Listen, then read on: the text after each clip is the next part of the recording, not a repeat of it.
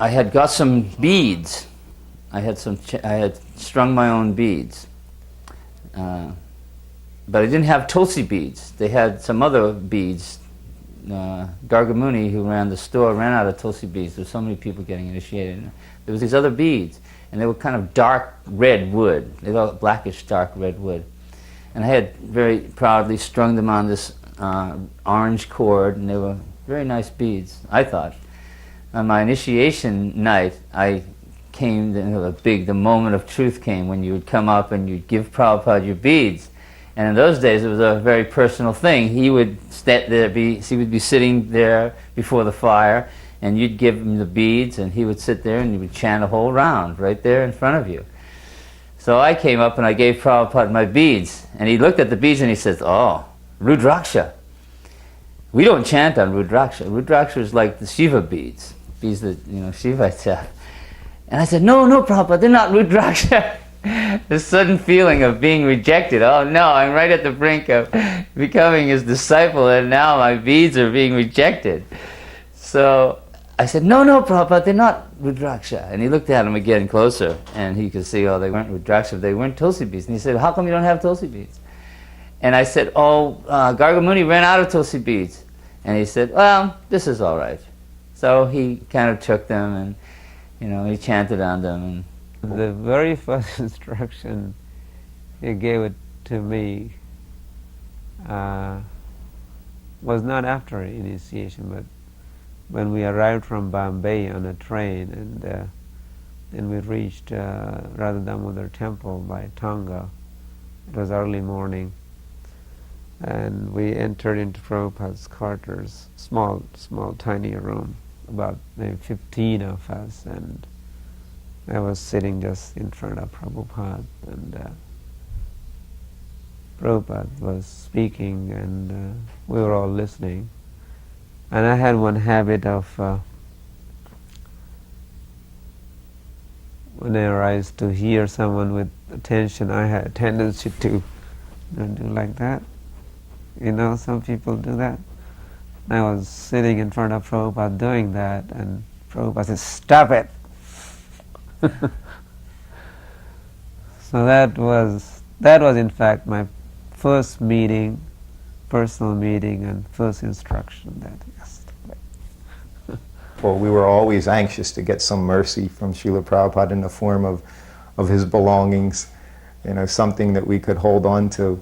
And I also would do this very often as his servant. I would try to get something from Srila Prabhupada.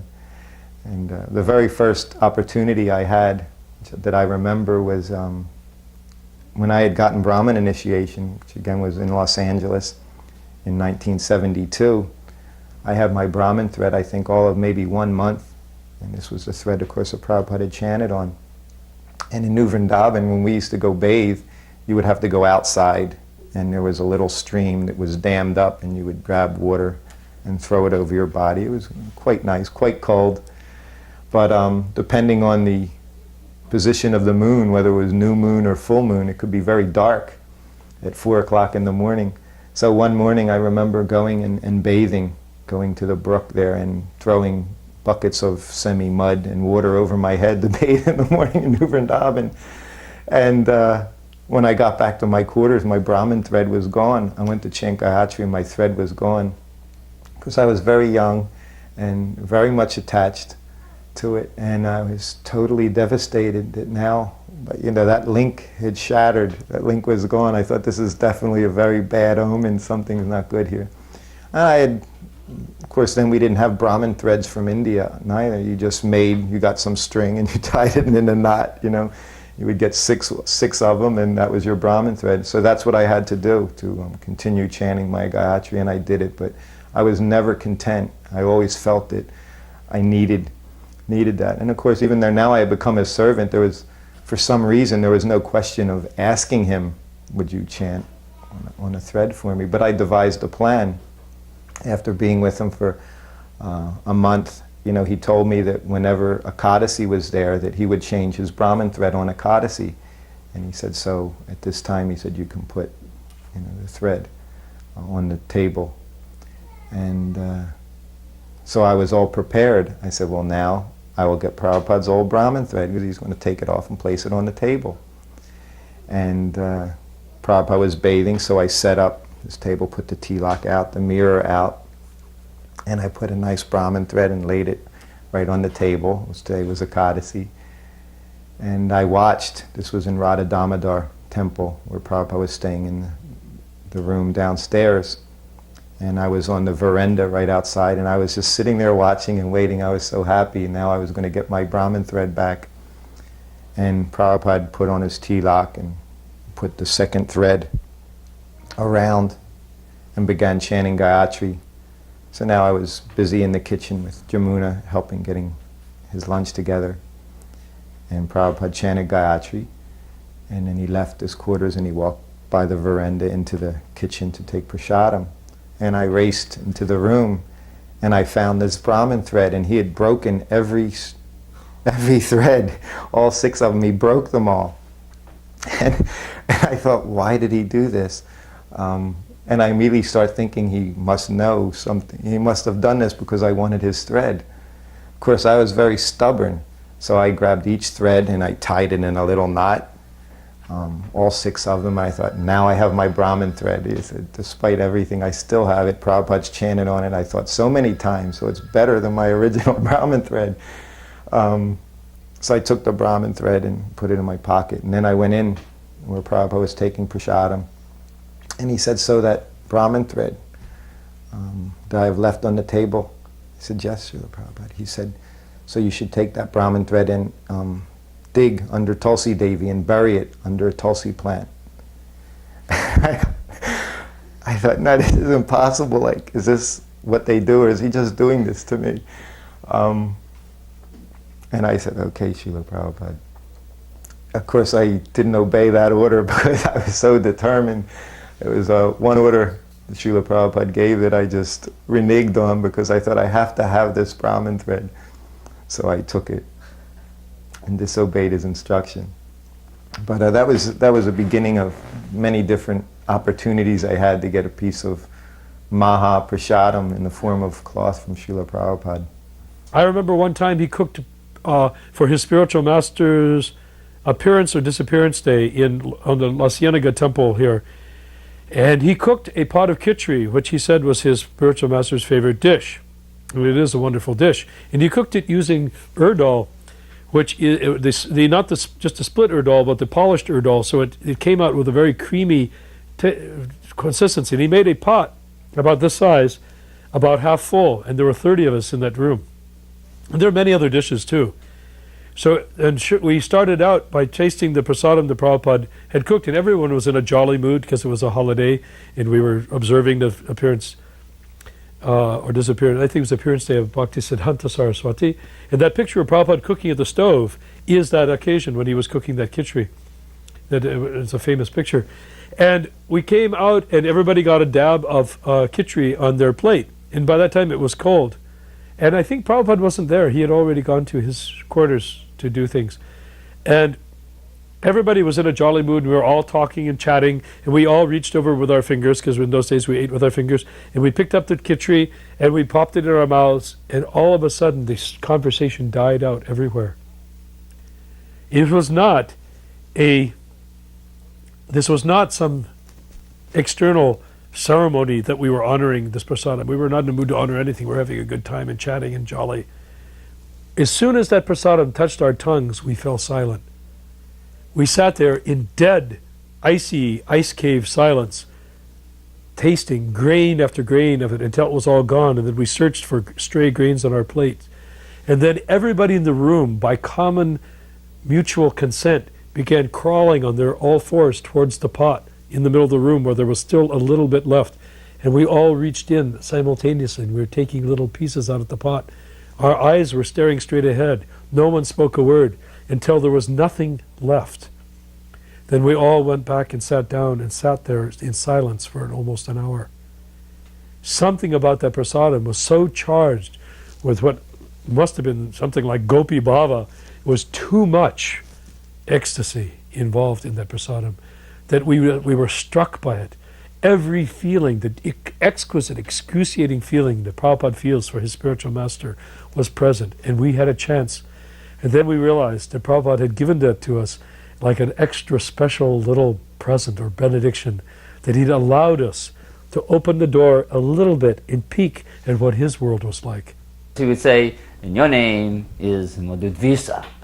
And when he said Madhu dvisa, have you ever heard Prabhupada say your name, you never forget it.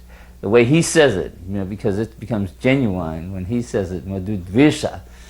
And everybody says, wow, Madhu dvisa, what does that mean? Who is that? And what is that? And what did he say? And you forget your name right away, although you heard him clearly say it, you forget it. So later on you have Upendra or one of the servants ask Prabhupada, what does his name mean? And this and that. So I asked Prabhupada, what the name means, and he broke it down. Dvisha means to be envious, D-V-I-S-A, dvisha, to be envious. And Madhu, as you know, is the great demon. So Madhu dvisha means one who is envious of Madhu. And I said, Prabhupada, how can Krishna be envious of anyone? And Prabhupada said, no, Krishna can be envious too. Madhu was such a great demon that he became envious of him and cut his head off, annihilated the Madhu demon. So anything's possible, with Krishna, any emotion. It's in its perfect form. One morning on Juhu Beach, we were walking, and the birds were flying in the sky.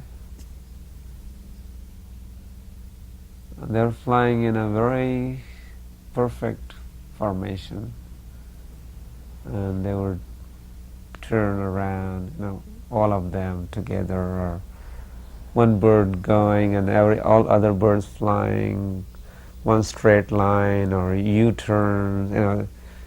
So I asked Prabhupada, how do these birds manage, flying in a perfect formation? How do they communicate with each other? Who's there? And Prabhupada's response was, they are not less intelligent like you are. The first time Prabhupada gave me a personal assignment was when I was in Los Angeles, and we had just moved into the La Cienega temple, which was the first church in the history of ISKCON. We had always operated out of storefronts in New York City, in Los Angeles at Pico Boulevard, in San Francisco at Frederick Street. And everybody, it was like storefront. That was the modus operandi of the devotees in those days. Go rent a storefront, and open a temple. So everybody kind of did that. But in La Cienega Boulevard, we had actually rented a church. It was a big, fairly good-sized church. So we were all there, and we were going on Sankirtan. Everything was going on very well. And I was the treasurer, and Tamal Krishna Maharaj was the president. And there was a lot of older devotees there. So we were kind of at loggerheads with each other, myself and Tamal. We were always serving together, but somehow or other we were pulling in different directions at some times. So Srila Prabhupada called me in and called Tamal in together. And so he said, well, why is there a problem? And Tamal said, well, Madhavisa can do the same things I do. And, we both can do them, but sometimes he wants to do them and sometimes I want to do them, and we get into conflict like this. So Srila Prabhupada said, well, let Madhavisa go to San Francisco and be the temple president there. So I said, great, this is a breath of fresh air. I'm going to go and become the temple president in San Francisco, the temple that I originally joined at. And that was a special responsibility because that's where our Rath Yatra festival was held. In those days, there was no other Rath Yatra festivals on a grand style. There was maybe some small festivals, but there wasn't even any Rath Yatra festival in Los Angeles in those days. But in San Francisco, that was the new Jagannath Puri, and we had a tradition of a grand Rath Yatra. So when I was sent to San Francisco, that was the first, personal instruction that I was receiving from Srila Prabhupada. I had been serving Prabhupada, but it was always as the group. It wasn't, Prabhupada saying, go there and take responsibility. And he said, make this Ratha Yatra even grander. Make it like it is in Jagannath Puri in India. So I went there to San Francisco with that feeling of responsibility. I got to go to New York, where I got initiation. And of course I was with Kirtanananda, who was sannyasi. He had a lot of pull. Then I would get to sit right by Srila Prabhupada on his Vyasasana on Henry Street, which was packed. And if you have ever been on 439 Henry Street, it was not a very big temple room, and New York was very crowded, and everyone was from all the visiting Columbus Temple, Pittsburgh Temple, New Vrindavan. Devotees from everywhere would come to New York to see Srila Prabhupada. And I got the benefit to go on morning walks because I was with Kirtanananda. I was his servant. And so we'd go on the morning walk. So I was getting some personal association in that way. And I remember one day, this was my first close contact to him, was in the temple room. And what had happened was devotees were just crunched standing there at kirtan, as Prabhupada was having kirtan before class. And then we would all bow down to pay our obeisances, which of course would take up a lot more room when we knelt down. So when I got up, there was a devotee behind me whose head was right at my feet. So I got up and he got up at the same time and pushed me forward, which I was right beside Srila Prabhupada's Vyasasana, and I just fell like right across his Vyasasana, kind of on him a little bit, and I literally fell onto him. And he just looked over and he said, "So what is the difficulty?" And I just, like a mouse, I said, "Nothing, Srila Prabhupada," and I just cowered back into my space there, and then that was stopped from there. But that was my first meeting with Srila Prabhupada, where I made my presence known. Oh, there was a wonderful story about Prabhupada when we got to the land in Juhu Beach. That there was a family there that was airline pilots, and Prabhupada was going to be staying in their house. And their family name was Acharya. And we were just situating ourselves next door, and Prabhupada, when he was on a morning walk or traveled, he always had this flying wedge of disciples behind him. And he'd be leading, and they would all be sort of swept along in his wake. And we came up to the Acharyas, and they were standing at the top of the stairs. It was a tiny little house, but somehow it seemed very large at the time, and they were all standing at the top of the stairway, beaming and smiling and welcoming Prabhupada. And Prabhupada was coming along, and all of us were there. Knowing it was a small house, we were all planning to be the number one to crowd inside and sit down when Prabhupada was there, because he always said some wonderful things as soon as he came into someone's home and sat down. And we all wanted to be witnesses to those wonderful things. So he came up the stairs with his cane and turned in front of the Acharyas. They were standing there, the whole family. He turned and looked grandly over his disciple and said, "Ah," he said, "now I am finally taking shelter of the Acharyas." Srila Prabhupada was tremendously pleased with the Ratha Yatra festival. And he said this is the process of keeping the devotees, all of the devotees, enlivened. Because now Krishna consciousness was kind of spread out a little bit, it was getting far-reaching. There was temples like opening in Seattle, in Vancouver, and places that were kind of spreading the devotees out. So these festivals served as reunions, during the year. So this Ratha Yatra in 1969, devotees were coming from all over, the country actually. Brahmananda and some devotees came from New York, and there was devotees from Vancouver and Portland. There was a temple then, Los Angeles. So that was like a reunion, and all the devotees would come together, and Srila Prabhupada would come there, and it was a tremendous thing, to have all the devotees serving Srila Prabhupada. Everything was new and everything was special for that engagement. We even down to the buttons on Srila Prabhupada's kurta. I remember one devotee was in charge, and he was stressing that we have to have pearl buttons for Prabhupada's kurta. I'm saying, "Prabhupada, why just regular buttons? We can't afford it." And he said, "No, we have to have pearl buttons." And so we went and bought the pearl buttons. And it was like, that's how much it was. Everything had to be new, fresh, and perfect. And even though we were still operating out of just a little storefront, it was all painted, everything was clean, everything was spick and span for the festival. And Srila Prabhupada came, to that little storefront for the festival day. And I remember there were so many devotees that the devotees couldn't get in the front door. Most of the devotees were standing out on the sidewalk.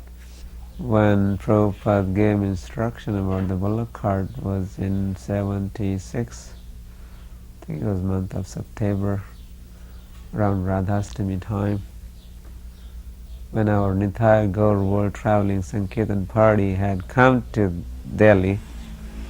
And around that time we had lost our big buses. They were from Germany and they could only stay for so many months in the country. So around that time they had to go. But I still had a man, because that party was originally Hansudata's party, and so he had returned to Germany for some business, and so I was left behind as in charge of the party. So as we lost the vehicles, then Prabhupada is the one, as he realized that we had no mode of transportation, one day he called me upstairs in his quarters, and what did they say, out of blue, he he said, what about bullock carts? Because he said how these big machines and vehicles, they always break down, and so much maintenance and so much. And I don't know, maybe he knew that I was from a simple village background, so he came up with the idea of bullock cart. And this is how I got this new assignment of traveling in the cart, village to village. So in the afternoons we would get to go to the Krishna book readings, and fortunately I got to be the designated reader every day. We would sit, and sometimes Prabhupada would sit there and he would make comments during the readings, and sometimes he would just sit very quietly. Sometimes he would laugh. I can remember I would always try to find stories about demons, because more than anything Prabhupada would react. He would usually be laughing. When Krishna was killing the demons, he would get reactions and he would laugh about it. And one day in searching for something, he said, just read from anywhere. He said, Krishna is like a sweet ball. He said, wherever you bite, it's sweet. So then I quickly got to the next page and began reading.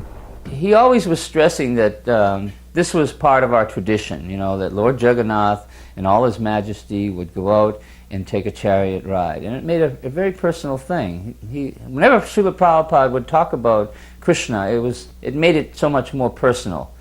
We still didn't have the real personal feeling that standing before the Lord, we could see the Lord and sense that, that feeling and that rapport with him. But Srila Prabhupada would make it personal, that Krishna is coming out. And I remember when Srila Prabhupada arrived at the temple for the day before the festival, he came to the temple and we were making the chariots right across the street in the lot. So Prabhupada went over to the lot. We're all, it was still in disarray and everything. It was a small lot, but there was 3 chariots being built there. And Prabhupada painted his obeisances in front of the chariots.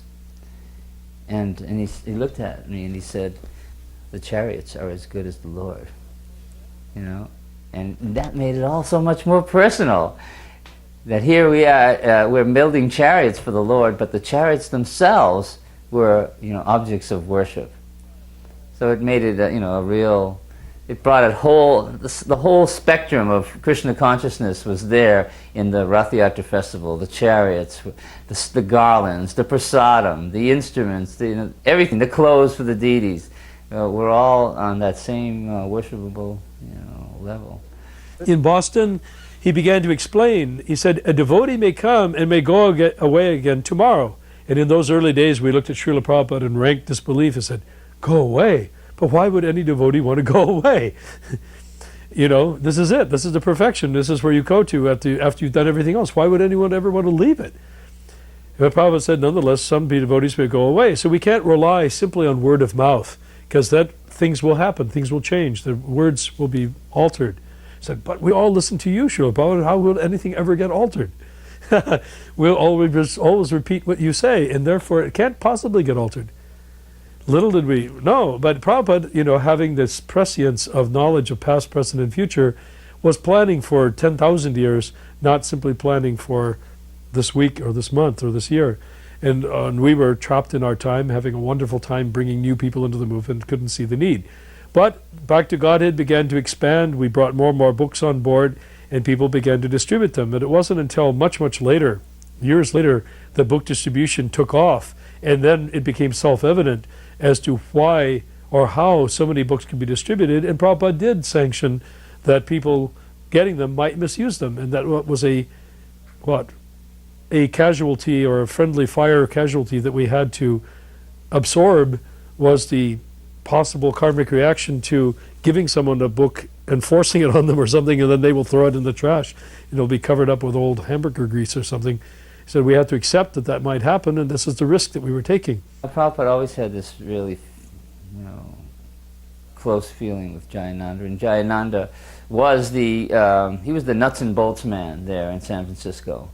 You may know that when he first became a devotee, he drove a taxi. Although he was an educated, a man, he had his degree in engineering or something like that from the University of Ohio, but he somehow ended up in San Francisco, and he became a devotee, and he felt the responsibility of going out and driving a taxi and to provide money for the temple.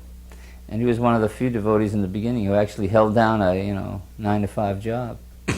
So Jayananda always would take that personal feeling of, if there was something wrong or something broken in the temple, specifically the cars. You could always find them underneath the cars, fixing the cars. And Srila Prabhupada knew this. He knew that Jayananda was behind the scenes, making it all work. And later on, he would make comments like Jayananda would walk in the room once when Prabhupada was lecturing, and he said, "Oh, the Goswami has arrived." And another occasion, he said, "Jayananda looks just like Lord Chaitanya, big shoulders, big, man." And Jayananda almost brushed his way out of existence when Prabhupada would compliment him like that, because he was naturally so humble. Kirtananda said he cooks. He said, I've trained him in cooking. He said he cooks very nicely. He said, but he doesn't know how to massage yet. Prabhupada said, anyone can massage. He said, it's not very difficult. And Kirtananda went aside, and Prabhupada said, so he said, follow me. And we went outside, and he said, take the lota. So I grabbed the lota, and I was holding it. And we walked outside about 20, 30 paces, and he said, give me the lota. And I handed him the lota. And he went off into the trees, into the bushes, to pass. So then he came back after a few minutes, and he handed me the lota. He said, here, now wash this. and I became very aware of what my service was as Prabhupada's servant, that, no matter what the menial thing to do, that this is what I did, and I took great pleasure in it. I thought, well, this is great. I'm actually going to be taking care of Prabhupada in whatever little need he had. The day we wanted to start our Pulakar Sankirtan from Vrindavan to Mayapur, we went to see Srila Prabhupada. Wanted him to give a little inaugural speech and some further instructions. And because it was winter time, he asked us that we all should have 2 blankets with us. He said our cart should have rubber tires, and not the other kind, the wooden ones. And he said when we go to the village, we should park next to the well. And he gave reason why. Says, so the well is the heart of the village. All people of the village, they come to the well to get the water. So you need not go to them, or they will come to you if you are next to the well. And he said, well meaning water, and water, then you will be suchi, you will also stay clean. So that was his instruction. He also talked how Mahatma Gandhi had kind of failed because Mahatma Gandhi was trying to keep people in the villages, but Mahatma Gandhi was stressing on a village industry and whatever is available within the radius of 5 miles, they should just be happy with those resources. Idea was kind of good, Prabhupada said, but he said what lacking was this spirituality which would satisfy their souls, and then they would be happy with the bare minimum facilities. So he gave us a task. The instruction was that you go to the villages and try to increase their attraction for the holy name. And as they have this higher taste for the name of the Lord, then wherever they are, they will stay there. So these were some of his instructions the day we started.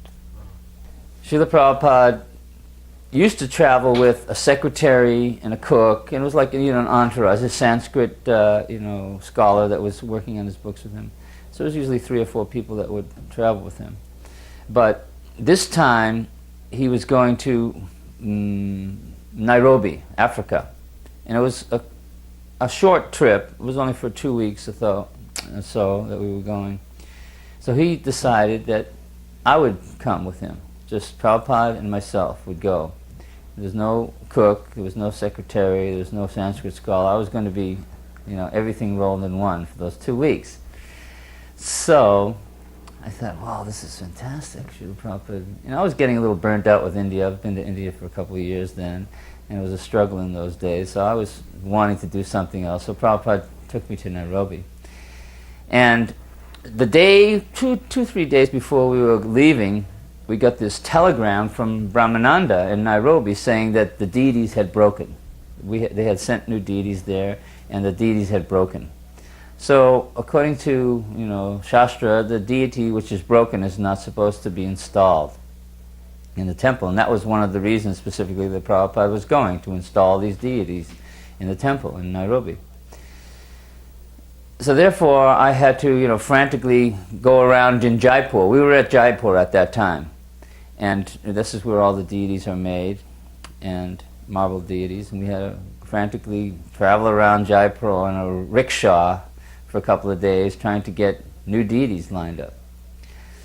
So finally, we got new deities lined up, but we couldn't ship them like like on a ship or on a plane or anything like that, because we didn't want to take the chance of them breaking again, and so we personally had to take these deities, and these were big, full-size deities, marble deities, about 3.5 feet tall, 4 feet tall maybe, and they were very heavy. But we took them personally from Jaipur to Bombay. So then when we get on the plane in Bombay, I had to personally carry each deity onto the plane, and we set them in front of us. So Prabhupada had a deity sitting in front of him, and I had a deity sitting in front of me, and we went to Jaipur like that. So it was pretty strenuous, physically strenuous, just to get on the plane. Because Srila Prabhupada walked onto the plane, so I had to go in through customs, pick one deity up, walk up the gangplank, onto the plane, put the deity down, and run back, get Krishna, and get Radha, and come up like that. So finally, we got on the plane, and I was a little bit tired. So Prabhupada said, "Oh, so are you ready to fight?" And I said, "Fight, Prabhupada?" "What do you mean?" He said, "We are Vaishnavas, and we must be ready to fight with the Mayavadis." So I said, "Well, yeah, all right." So he said to me, "You be the Mayavadi, and I'll be the Vaishnava. We'll have a fight." So I said, "Oh, Prabhupada, I don't know if I'm qualified to, debate with you like this." He said, "No, you be the Mayavadi." So I said, "Well, all right." So I was the Mayavadi, and here we are flying up over there.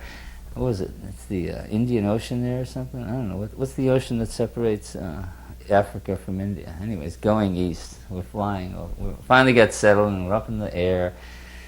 So Prabhupada's sitting right next to me like that, right like these flowers here, and we're talking to each other, face to face, with the deities, Radha and Krishna, right at our feet, and we're debating, we're fighting. And so I'm a Mayavadi, and I'm not a very good devotee, so I'm not even a very good Mayavadi as far as philosophically being able to, spar with Prabhupada. But anyways, I took the position of the Mayavadi, and he, defeated me, soundly defeated me. So then he said, all right.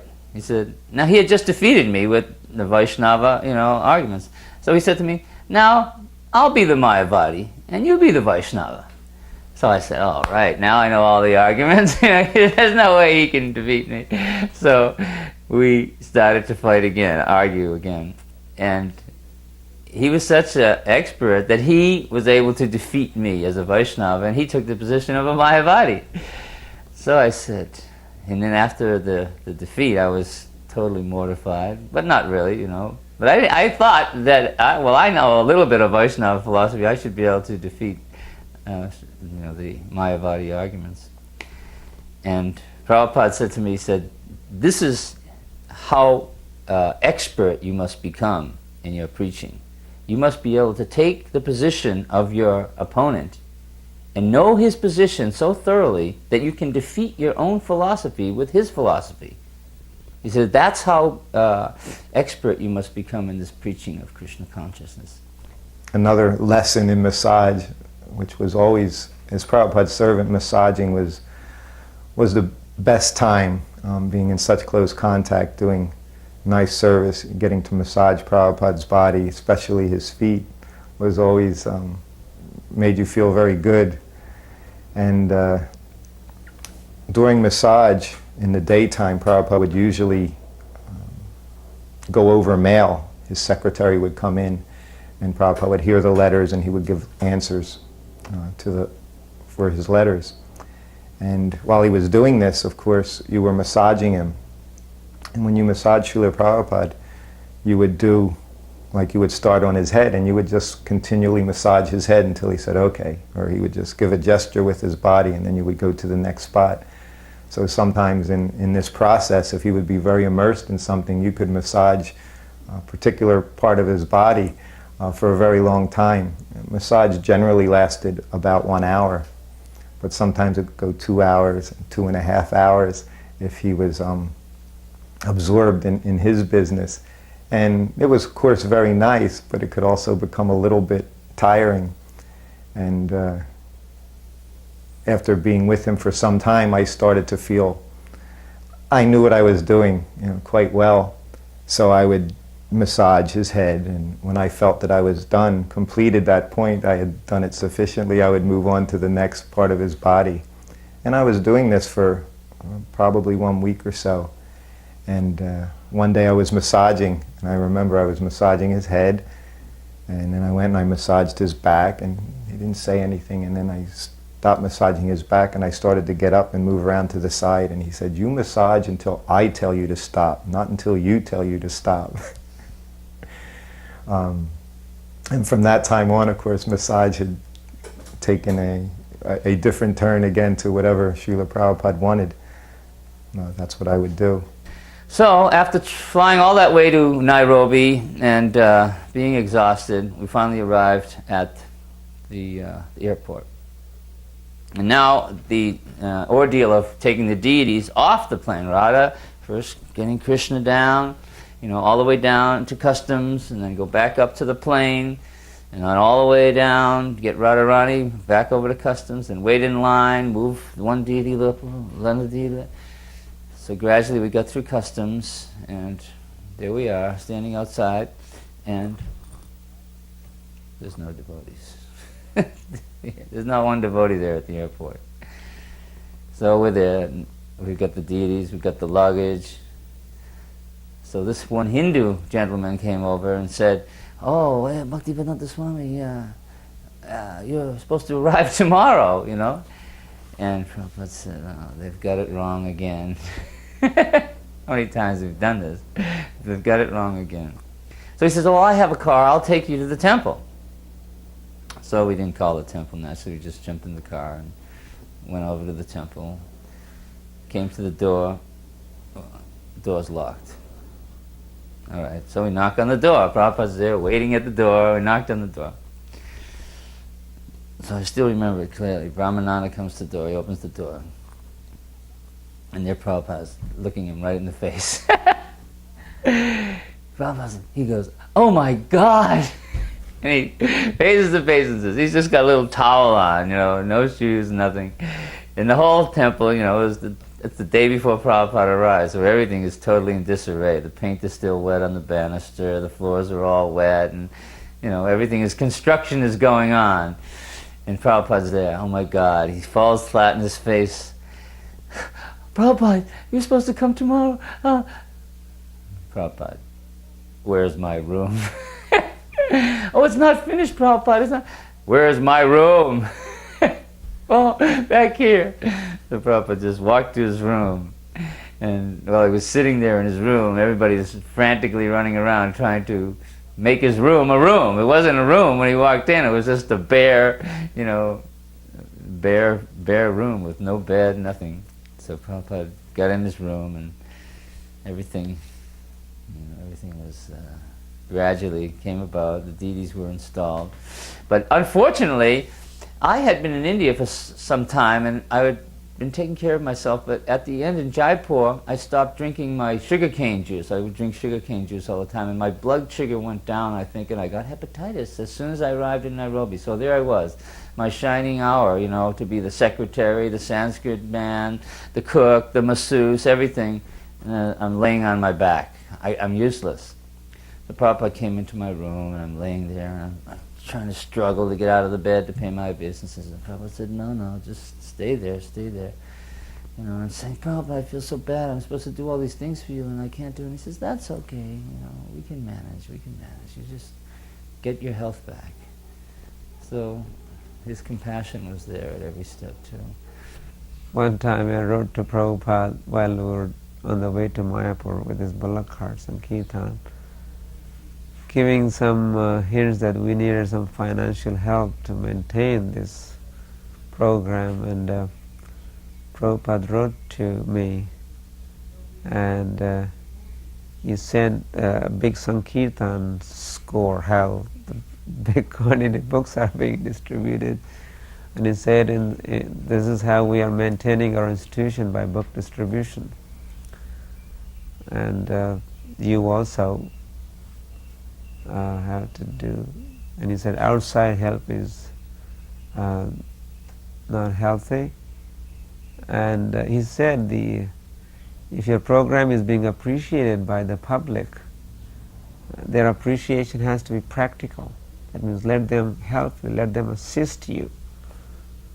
Otherwise, just a lip service. To that effect, he wrote us a letter and encouraged us to increase book distribution also on the bullock carts and kirtan. At the end of one Rath Yatra festival, I remember Prabhupada was getting back in his car, and he was putting his feet in the car, so the door was open, and I knelt down, and I held my hands like that to Srila Prabhupada, and I said, "Prabhupada, is everything all right?" And Prabhupada took his arm, and he put his arm around my head like that, and put his head right on my lap, and held my head with his hand like that, and he says, "Everything was first class."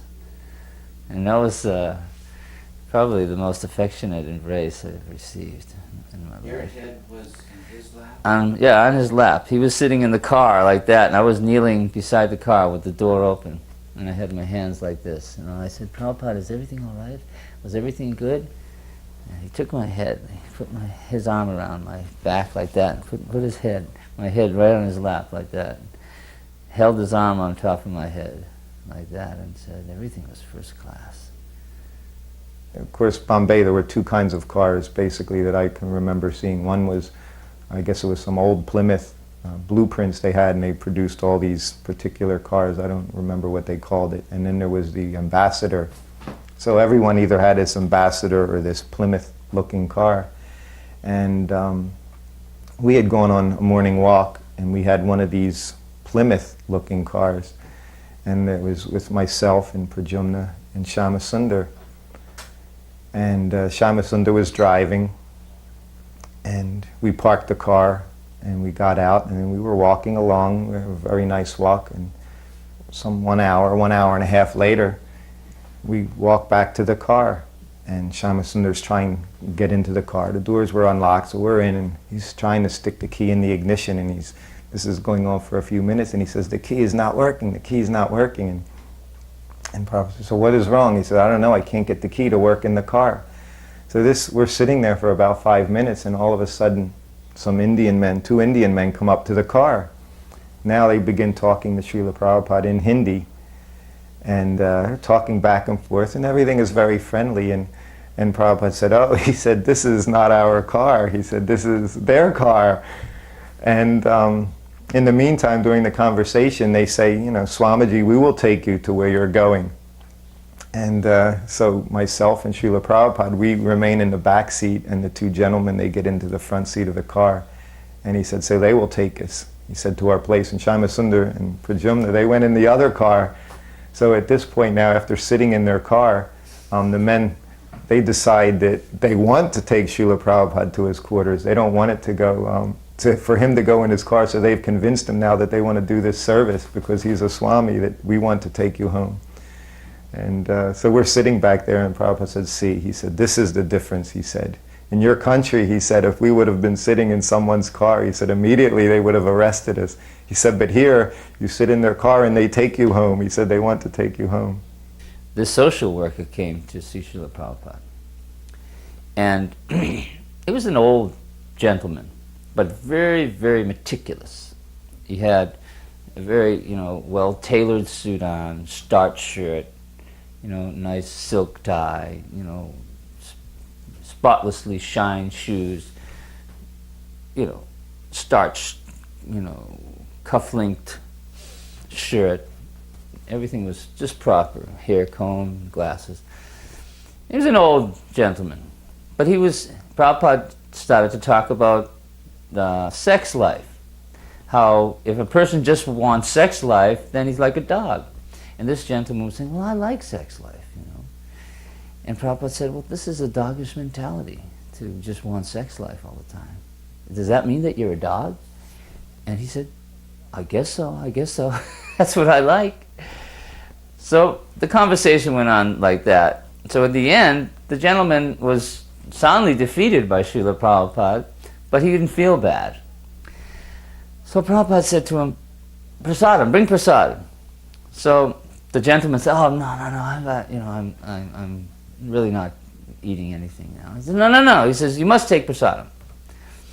Because Prabhupada knew that this philosophy, although it was defeating him, it really didn't do too much. He did that, the prasadam, he had to take the prasadam. This was the thing that was really going to be able to make this man have a little spiritual advancement in life. Because as far as accepting the philosophy, he had just willfully accepted the fact that he was a dog because he liked sex life. So to philosophically accept this teaching was not going to happen. So Prabhupada was insistent that he take the prasadam. So the devotee brings in a gulab. Now gulab, as we know, is a big, juicy sweet full of sweet ball juice. So the man says, the devotee plopped the gulab in his hand. So it's, So these gulabs were particularly big. They were very big gulabs, and they were soaking in this sugar water for a long time. So the gulab was sitting in his hand, and it was like a sponge. It was like a big sponge. So the gulab, he was talking to Prabhupada, making the final, I'm teaching here, and how long are you going to be here? And maybe we can see each other again. And this, and he had kind of developed a nice, friendly relationship with Prabhupada. They were having their closing remarks, but at the same time, he's kind of trying to balance this gulab in his hand, so it doesn't drip on him. So the gulab starts to. The juice from the gulab starts to run down between his fingers. So he's trying to tilt his hand up while talking to Prabhupada at the same time, so the gulab juice doesn't run down his fingers. But now it starts to run down his wrist, and over his starched shirt sleeve, kind of dripping from the cuff link. So he's kind of holding it like this, doing this balancing act. He doesn't know what to do with this gulab. And Prabhupada says to him, eat it! now he's got this gulab, and Prabhupada's saying to eat it. And he's, well, no, I don't want to eat it. I can take it with me. I can take it with me. No. Prabhupada said, no. You must eat it now. So the man, he doesn't quite know what to do. So he thinks, well, I'll just take a little bite of this gulab, and it'll be all right. It'll satisfy Prabhupada.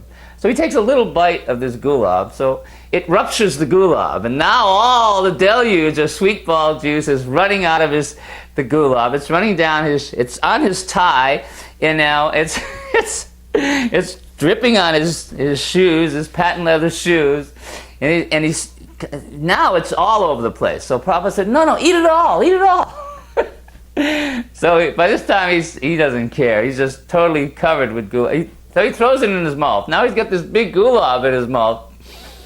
And the sweet ball juice starts to run down his face. So his hand is full of gulab juice, sugar juice, his cufflinks, his tie, his pants, is dripped on his shoes, and it's coming down his face. But he finishes the gulab, and he smiles. He said, that's very good. And Prabhupada said, yes. And he said, I'd like to have another one of those. And Prabhupada said, oh, very well. And he says, I think it will go good in my rum. And Prabhupada said, wait a second. This is not to put in your rum. This is to eat. This is prasadam. This is food offered to the Lord. He says, no, it tastes sweet. It would go good in my rum. I drink rum every night. I'll just put this gulab in my rum. So Prabhupada calls for another gulab, and he gives it to the gentleman, and the gentleman gets up, and he says, thank you very much, Prabhupada, and it was nice meeting you and everything like that.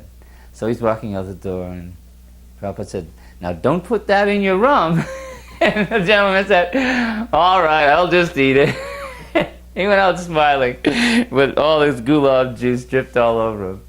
So it was actually a very hilarious, because I was there, and people who were there couldn't believe what was going on. Maybe I was 2.5 years in the movement when I asked Prabhupada. After one evening darshan, when there was no one around, I approached Prabhupada and with the desire of taking sannyas. And he said, wait. So I was waiting for 1 year. I didn't talk further. Then, this is in Bombay. I again found Prabhupada by himself one day, and I approached him, and this was in fact the time Sridhar Swami, who was my colleague in Bombay, he was recommended for sannyas. He was asked to go to Vrindavan by Prabhupada. So he was going to get sannyas. So that time I also approached Prabhupada. And when he heard that I wanted to take sannyas, and his first response was, you are already sannyasi. And when he saw that I was not satisfied, he started preaching to me.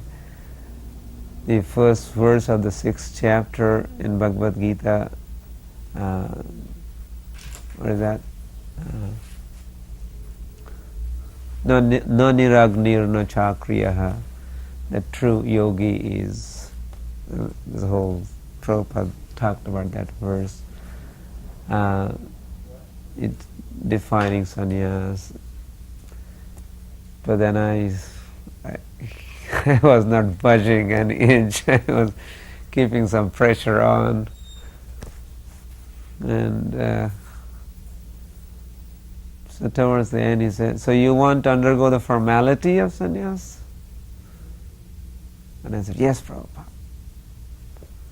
Then Prabhupada said, yes, so you go also with Sridhar and meet me there in Vrindavan. So this was December of 75. So we both jumped on the train, and Prabhupada had gone with Ambarish and Hansaduta and Gopal Krishna, other Harikesh Maharaj also to Kurukshetra, and then he returned, and then courtyard of Krishna Balaram temple, we were given sannyas. We were once at Srila Prabhupada's room, and I walked into the room, and I looked over in the corner, and I saw Prabhupada in a white sari. It was Prabhupada's sister. It looked like Prabhupada, so much like Prabhupada, I had to do a double take, and then Prabhupada walked into the room, and there was Prabhupada, and there was Prabhupada's sister, both sitting there in the room together. So they were talking back and forth in Bengali together, and it came time for Prabhupada to take his rest. And his sister is sitting on the floor, and she kind of rolls over, and she starts taking her rest in the room. And I said, Prabhupada, is that all right? And she said, yeah, she won't go away. She's staying here. So she just kind of moved in, and then she started cooking for Prabhupada. So Chitananda was doing the cooking for Prabhupada, but Prabhupada wanted her to cook these kachoris, because Prabhupada liked kachoris, and she could cook them just the way he liked them. But we weren't used to eating these, kachoris. So the next day at Mangalarti, nobody showed up. We were just staying in a small rented house. It was a donated house. But we were having our morning program down below, and Prabhupada would come down. And the next morning, after his sister had cooked, nobody showed up for Mangalarti. So Prabhupada called us in afterwards and says, what's the matter? How come no one's here for Mangalarti? And we said, well, your sister cooked these kachoris for us yesterday, and we all ate so many that we couldn't get up in the morning. So then he called his sister in, and he started arguing with his sister in Bengali, back and forth. I couldn't understand. And she was talking, and he was yelling at her, and she was answering back. And then he said to Achyutananda, I says, I'm going to drive this woman out of this house. She's killing all my brahmacharis with those kachoris. So Srila Prabhupada and his sister had, a relationship which was far above, our understanding. But that was just a humorous incident of her being there. Even sometimes at breakfast, maybe having halava, which was unheard of on a normal basis. But if he was, like I remember in London, Bhaktivedanta Manor, where it was colder, we were there one time when it was cool, and he was requesting heavier foods. But normally, was that his main meal was at lunch, and then sometimes in the evening, hot milk was very regular in the evening, and sometimes with a puffed rice when that was available. Especially in India, they had a nice puffed rice. Sometimes, again, I remember when I was with him early, like in 72 and 73, he would have me make parathas. He showed me how to make paratha, plain paratha, which then I would make it a few times. And he would eat parathas and potatoes in the evening. This could be 9, 10 o'clock in the evening. But that was if he felt that he had the appetite. Without appetite, Prabhupada never forced eating. I remember in Los Angeles, sometimes even he had some popcorn, which was Sankirtan, popcorn that was made in the evening. He had that a few times. He tried, but he liked puffed rice, which was light. And he said, if you eat heavy at night, then it is hard to get up in the morning. So he didn't like to eat heavy in the evening because it was difficult to digest. Another incident that comes to mind was in 1969. We had this temple in La Cienega Boulevard in Los Angeles. And actually, it might have been 1968. Anyway, it was 68 or 69. And it was very well attended. The temple was very well attended. The devotees would go to Griffith Park in Los Angeles and have chanting and prasadam distribution. Vishnu John had little puppets. We have puppet shows there. And we would bring back people from Griffith Park. And also, we would go down to Laguna Beach, all the way from Los Angeles to Laguna Beach. There was a store down there, the Mystic Arts bookstore. And they had a meditation room in the back, and they would let us go and have kirtan. So we'd bring van loads of people from Laguna Beach up to Los Angeles for the feast. So the feasts were very well attended. So on this particular day, there was a fire jugga. People were getting initiated, and Srila Prabhupada was there. He was presiding over the jugga himself, as he did in those days. And the temple was very full with people, and there was an Italian filmmaking crew at the temple at that time, and they were filming the whole thing. And if somebody could get hold of that film, it would be a historical piece of footage. But Srila Prabhupada was there, and this one lady came, a Hindu lady, came into the temple. And she was a guru to these Hindus. Her name was Shama Devi. And she ended up having a ashram right next to the Krishna Balaram temple in Vrindavan. But anyways, she came into the temple, and she was sitting in the back of the temple, and they rolled out her carpet, and she sat down on the carpet, and her disciples were older Hindu ladies and gentlemen. They sat around her, and Srila Prabhupada was performing the jugga. So Srila Prabhupada, after he finished the jugga, he went up and got on the stage. And in those days, we had Prabhupada's Vyasasan seated right on the stage at the same level as the altar. Srila Prabhupada was having a kirtan, and he was playing his kartals, and he was leading the kirtan, and then he told someone else to lead. Maybe it was Vishnu Jana or something like that.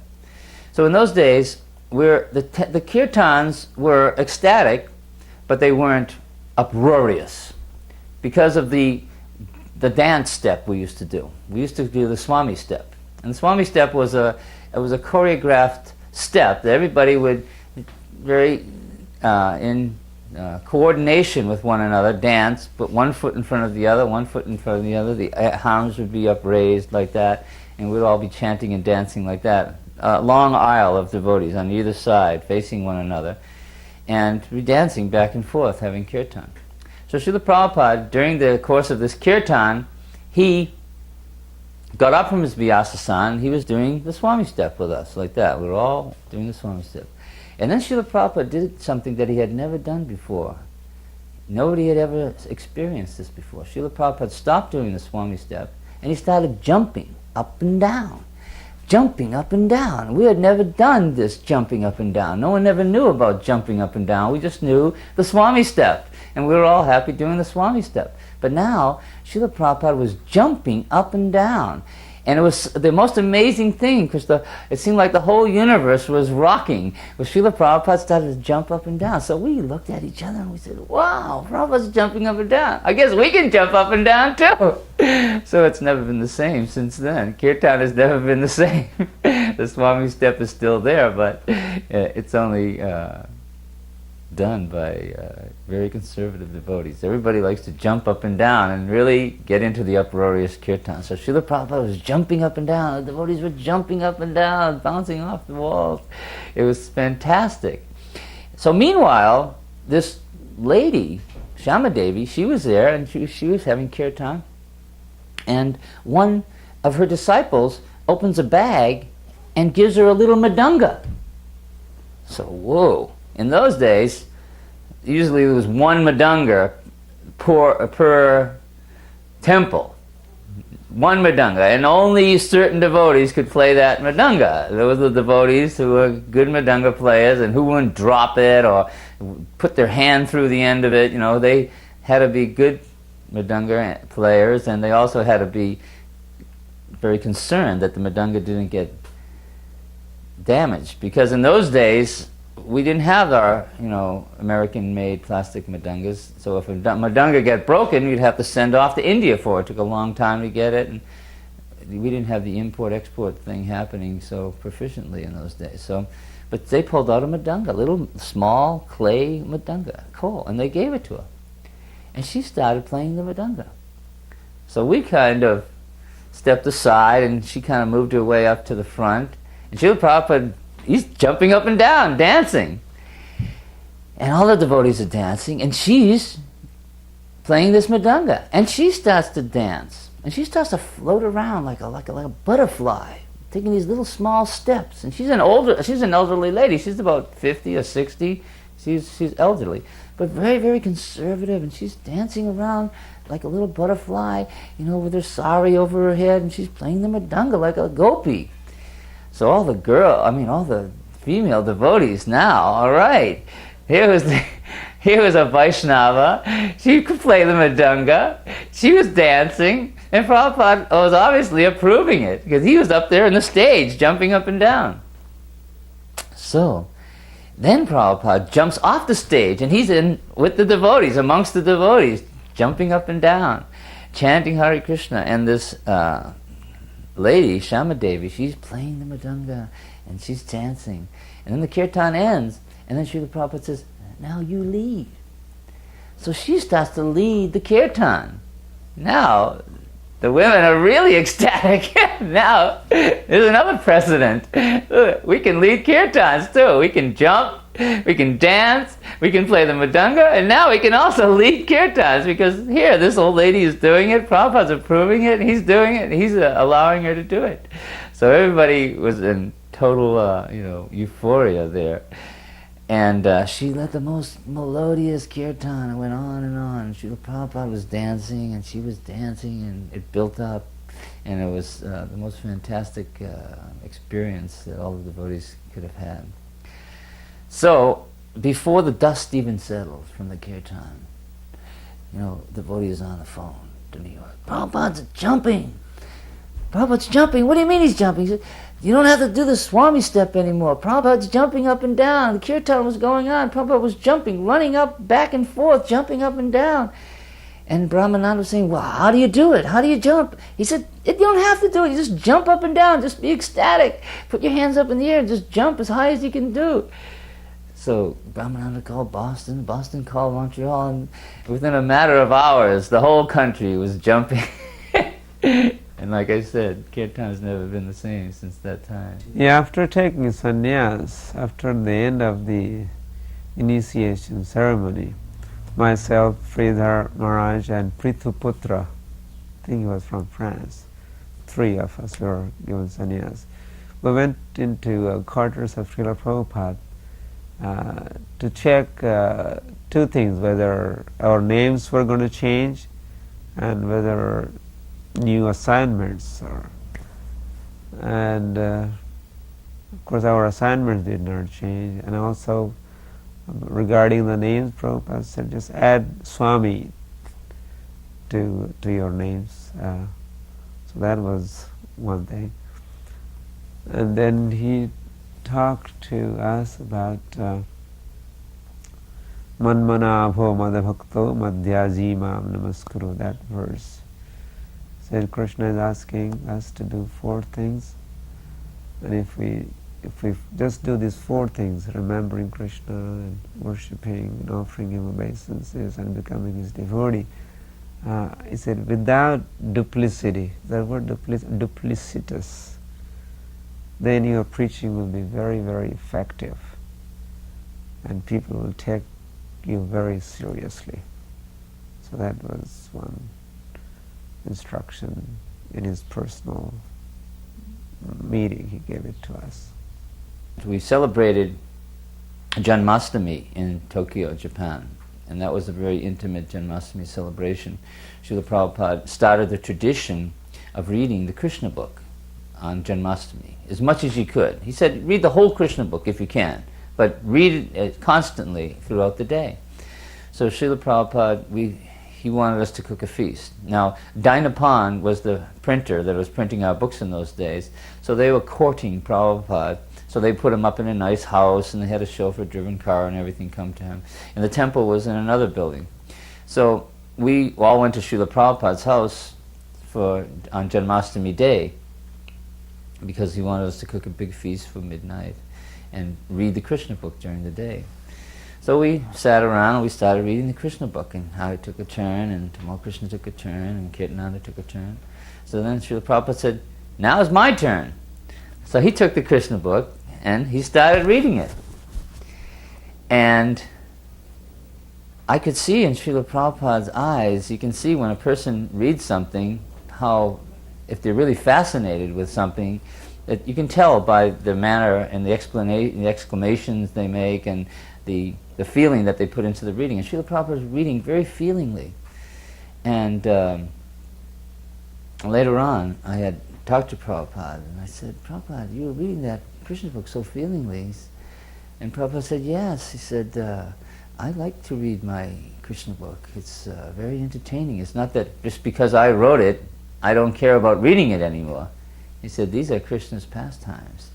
And it's very ecstatic to read the pastimes of Krishna. So like that, we went on and on, all day long, reading the Krishna book until midnight.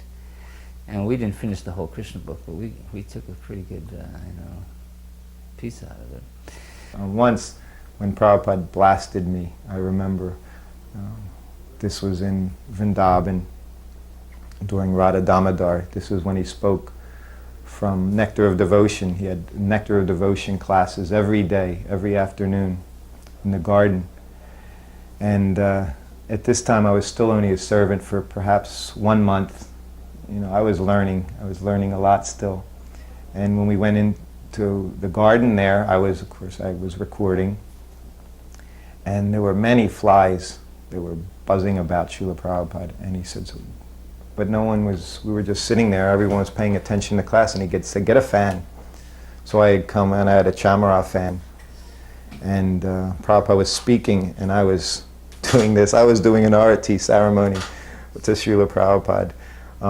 Nothing practical at all. Flies were buzzing around, but instead of just chasing flies, I was there. There were many devotees there, and I was enjoying doing this service.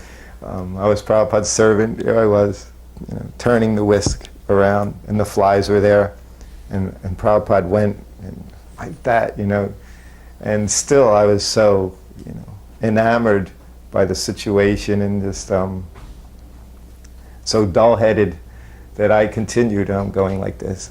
So finally, Srila Prabhupada looked at me, he said, get someone up here with some intelligence.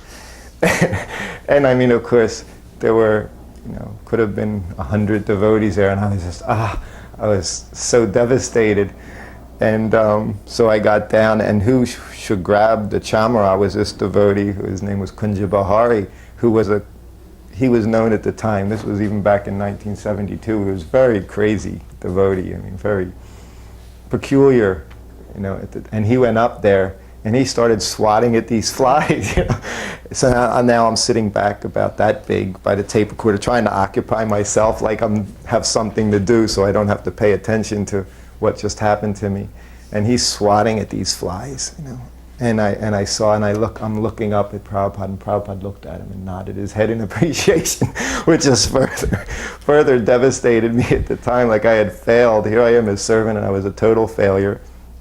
And so the rest of the class went on, and he continued to harass the flies so that they didn't bother our spiritual master. So he was satisfied, and Kunja Bahari was in ecstasy, and I was still trying to deal with my false ego. And then the next day was Vyasa Puja. So, Kirtananda was a senior disciple. Senior means you were devotee for 2 or 3 years in those days, so it wasn't that we were all so well seasoned, but we should have known how to celebrate Srila Prabhupada's Vyasa Puja. So Srila Prabhupada arrived at the temple about, 11 o'clock, 12 o'clock, and no, it wasn't 11 o'clock, it was 11:30, like that. And he came and he sat on the Vyasasana, and he said, where's the Pushpa? Now we were thinking, Pushpa, what is Pushpa? And Sudama was thinking, he wants Pushpa, Pushpa rice, a fancy kind of rice called, what do they call it? Pushpa, there's some kind of rice called Pushpa with all these nuts and curd balls and everything like that in it. So he immediately starts making this rice, which delays the process even further. And he said, well, where's the feast? By this time the feast is late. So where's the garlands? We didn't have any garlands. And there was no flowers to do the Pushpanjali. So Srila Prabhupada was sitting on the Vyasasana with a whole temple room full of people. And he said, no Pushpanjali. The feast is not ready. You're not saying the right prayers. There's no garlands for the deities. He said, how is this a Vyasa Puja? This is not the Vyasa Puja. He said, this is a disgrace. And he got up and he walked out the door. And we were all devastated. What has to be done? Kirtananda started to cry. Because Prabhupada called him personally. He says, Kirtananda, you are a senior disciple. I mean, you don't know how to celebrate the spiritual master's appearance day? You don't have any understanding? He said, this is a disgrace. He said, tomorrow we will celebrate it properly. We walked out the door. The whole temple was full of guests. Everybody was like a cold ice pick had been stabbed into their heart. So we were all devastated, and he called us over to his house that same day. He said, now I will tell you, and you must never forget for the rest of your life, this is the way you must celebrate, this Vyasa Puja. And he told us, say these prayers. You have the offering ready. The offering has to go on 1 minute before 12. It has to be on the altar at 12. The flowers have to be there for the Pushpanjali. You must stand, offer the spiritual master 3 times, bow down 3 times, say the Mangalacharanam prayers, say the prayers to the spiritual master. Have homage. We didn't have any homages written either. You must have the homages written. Everything must be there. This is the way you must celebrate the appearance of the spiritual master. So Srila Prabhupada was very, very strict with his disciples, but at the same time he was very kind. But once you became his disciple, it wasn't that he wasn't kind to you anymore, but he wanted to, he wanted you to be trained up in Krishna consciousness. He wanted, for your own benefit, for your own spiritual benefit, that you would know these right things to do and not be offensive by your ignorance. So the next day, Prabhupada came back to the temple again, and we celebrated exactly the way he wanted us to do it. He was pleased. We were in his quarters in Los Angeles. And after Prabhupada would take breakfast in his quarters, I would bring his plates back to the servants' quarters, which were down the hall.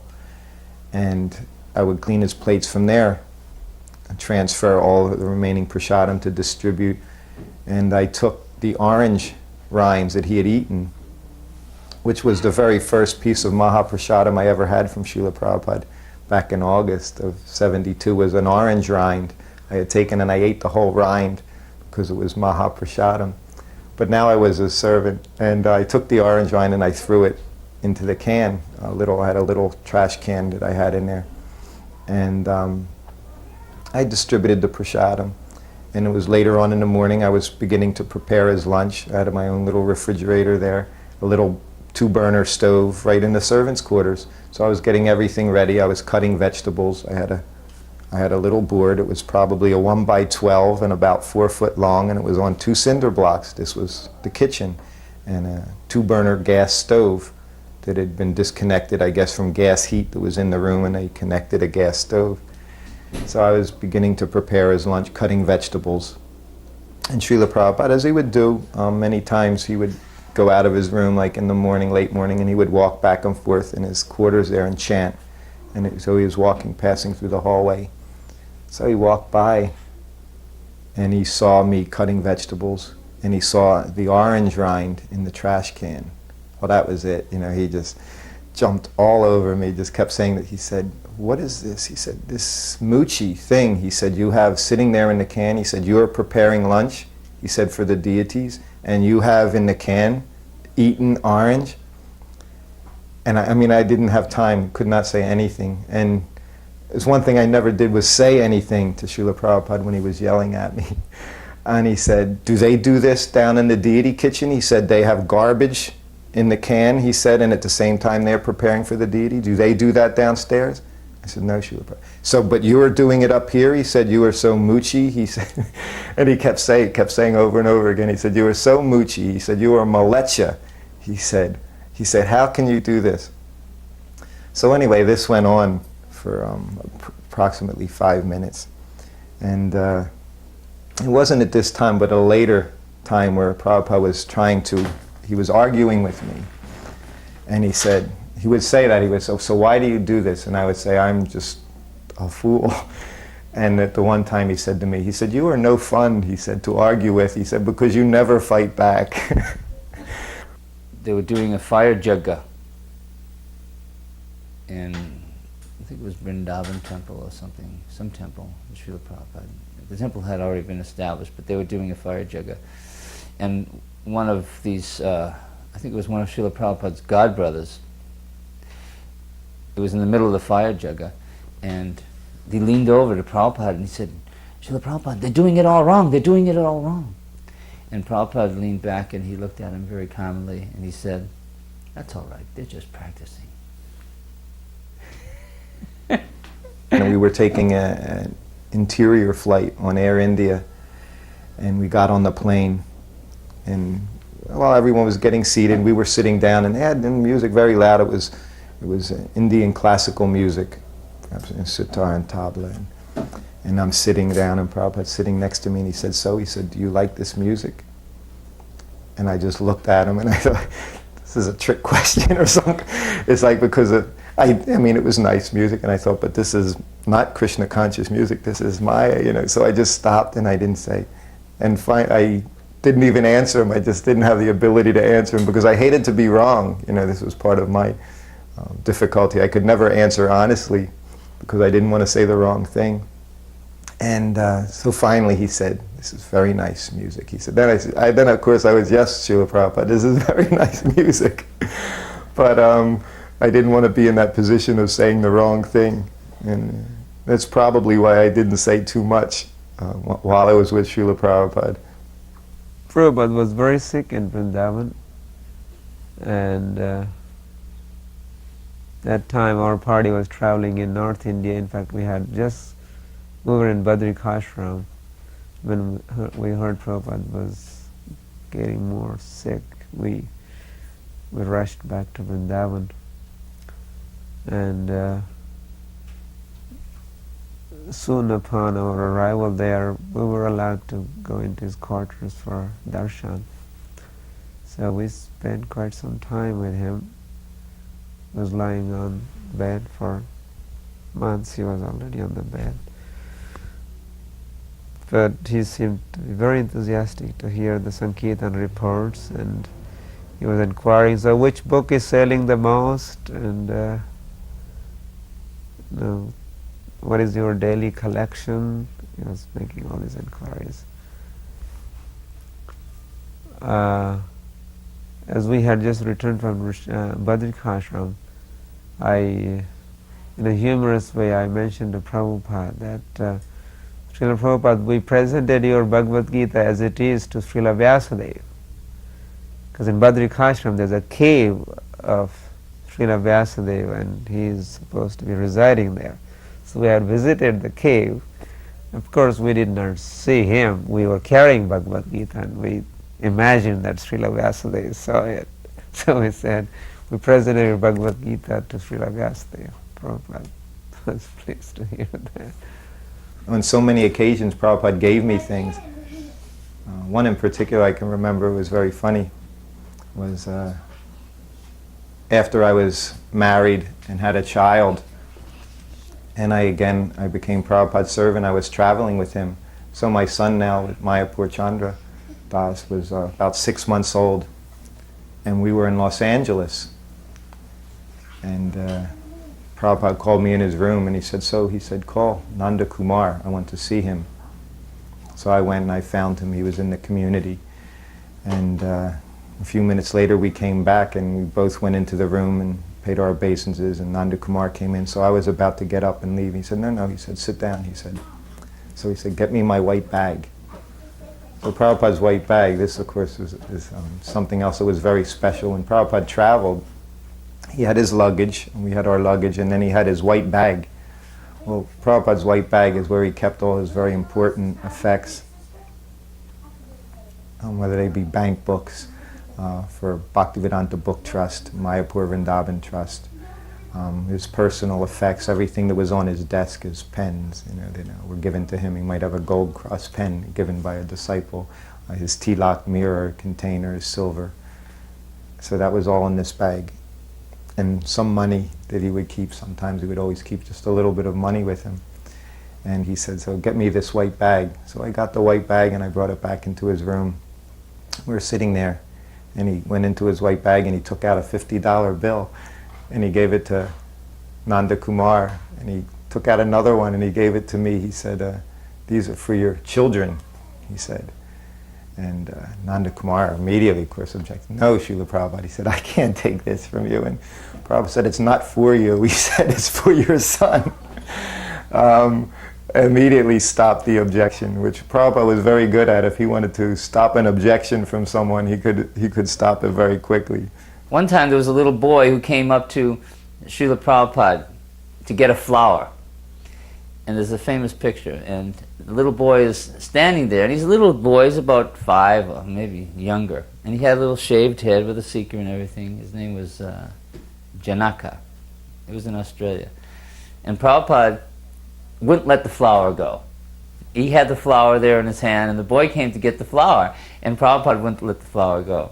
And the boy had the flower, and Prabhupada had the flower, and the boy realized that everybody was looking at him, and he didn't know what to do. Should he just release his grip and go? He wanted the flower, but he didn't know if he should grab it. And Prabhupada knew that, and he was holding it, and he was watching that boy, and this very playful grin on his face. And so he eventually gave the boy the flower, but it was just a playful little incident. I was massaging him. This was in Bhaktivedanta Manor. And for some reason we would always have a bottle of mustard oil and it was always one of those little aluminum tins of sandalwood oil, which he would use sandalwood oil on his head for massage, unless he was ill. Then there was no cold oil applied to his head. And then mustard oil on the rest of his body. And he would sometimes, during massage, he would put the lid back on the oil, on the mustard oil. So this particular day, I was sitting behind him, and I was rubbing his head with sandalwood oil. And after finishing his head, then I was doing that. We were alone in the room. I was massaging his back, and massaged his back with the mustard oil, of course, which was now in the bottle, which I didn't put the lid back on because it was not a problem. Anyway, I got up from his back and proceeded to move around to his side, and I knocked the bottle of mustard oil over on the floor.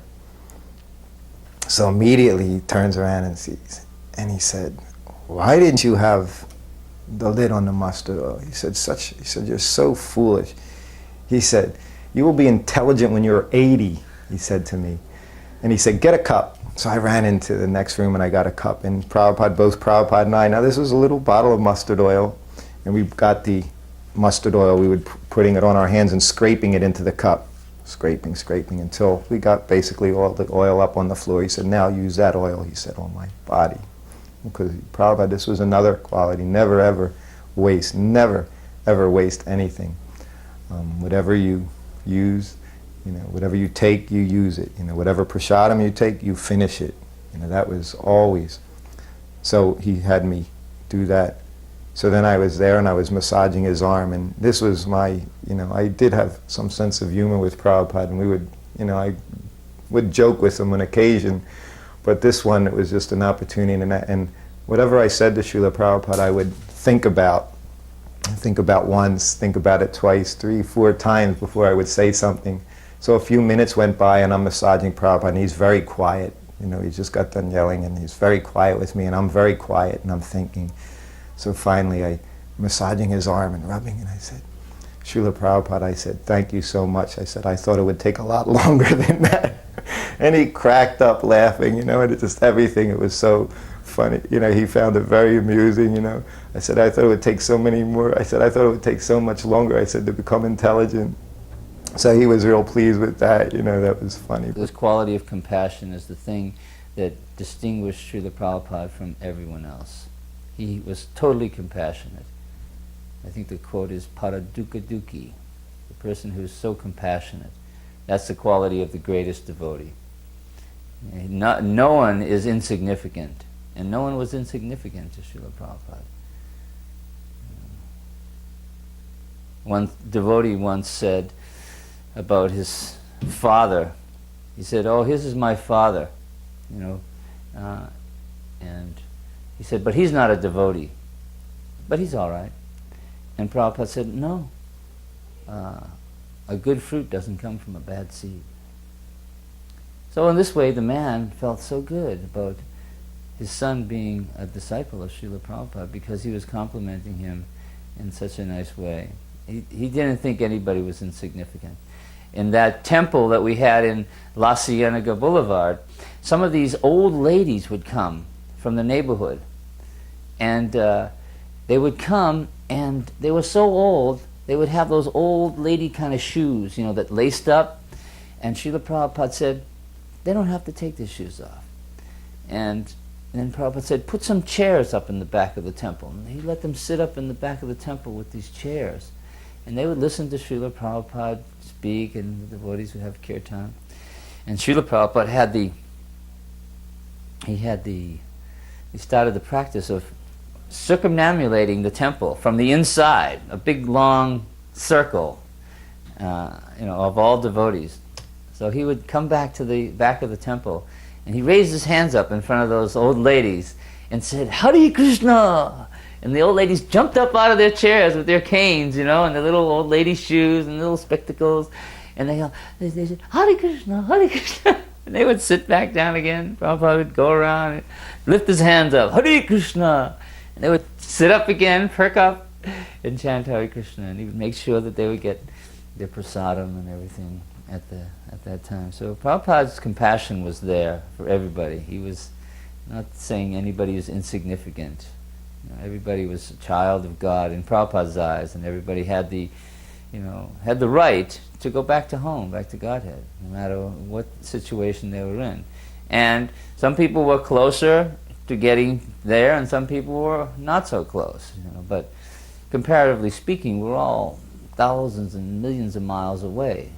Prabhupada, he would be told on so many occasions, devotees would come up and say, this devotee is doing something wrong. This devotee is not chanting his rounds, he is temple president. And never would you hear Prabhupada say that he should be removed. He would say, well, perhaps he is so busy, he does not have time to chant his rounds. It was so interesting because Prabhupada would lecture on the Vyasa-san, and in his writings, in his books, there was always very strict. One must follow the 4 regulative principles, one must chant their 16 rounds, and that was it, and one must be fully engaged in Krishna service. But as soon as he would be in his quarters and there was some difficulty, then there was nothing but compassion. You've done so much service, see how you can take care of this. You just try, he would say, chant your rounds, and we will see what we can do. There was always an arrangement to be made. He would never reject someone because of a fall down, breaking one of the regulative principles. There was always something we can try to work it out. Of course, if someone said something about the philosophy, then there was instant, that was very bad. Immediately he was gone. But for a fall down, for Prabhupada, this was to be expected, he would say.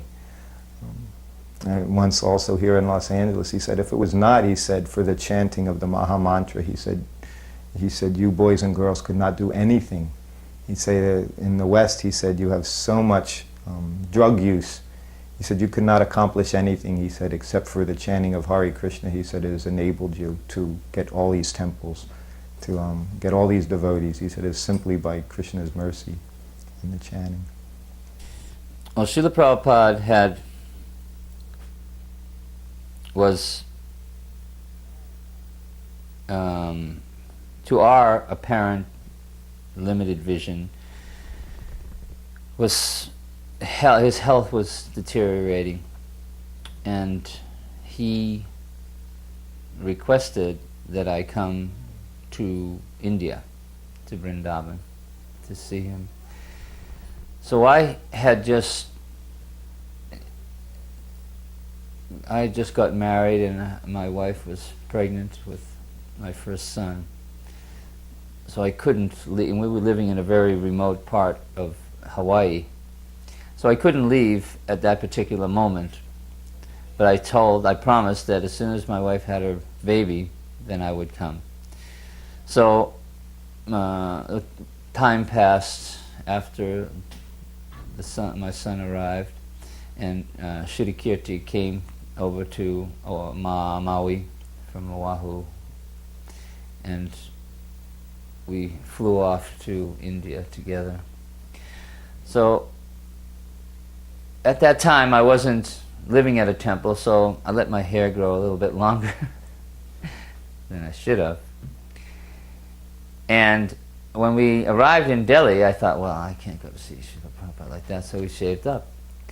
And I had this big long sikha.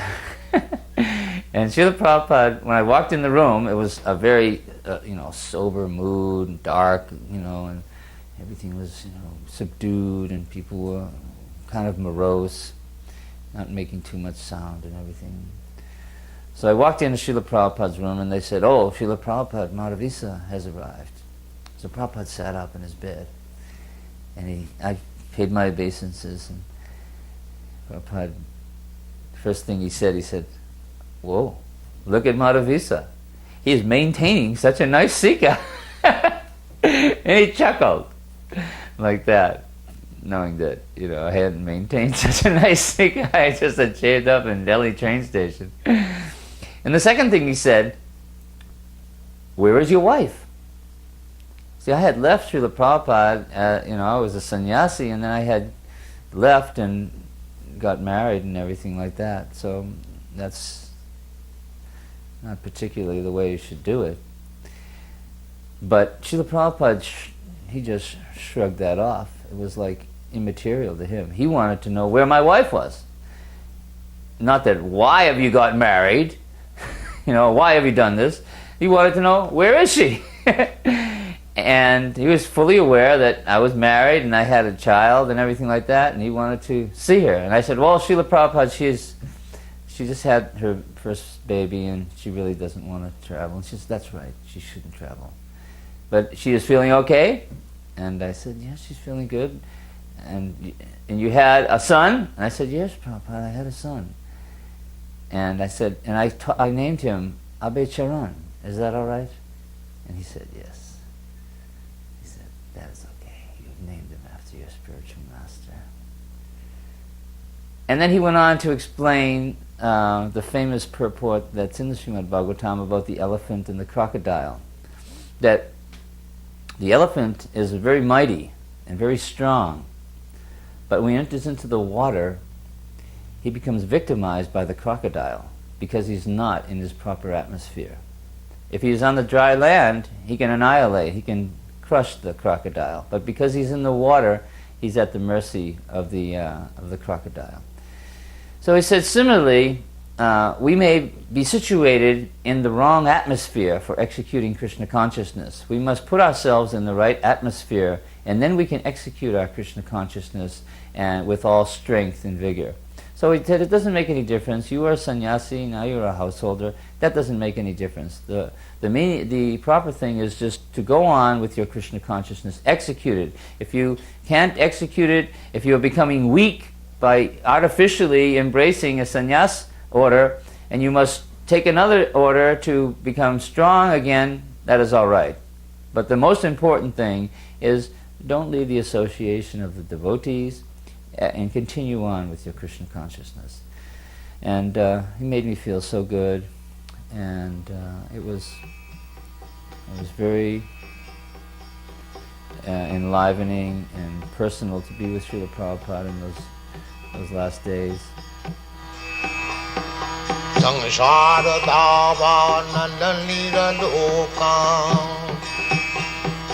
Pranaya karina ghana ghanatyam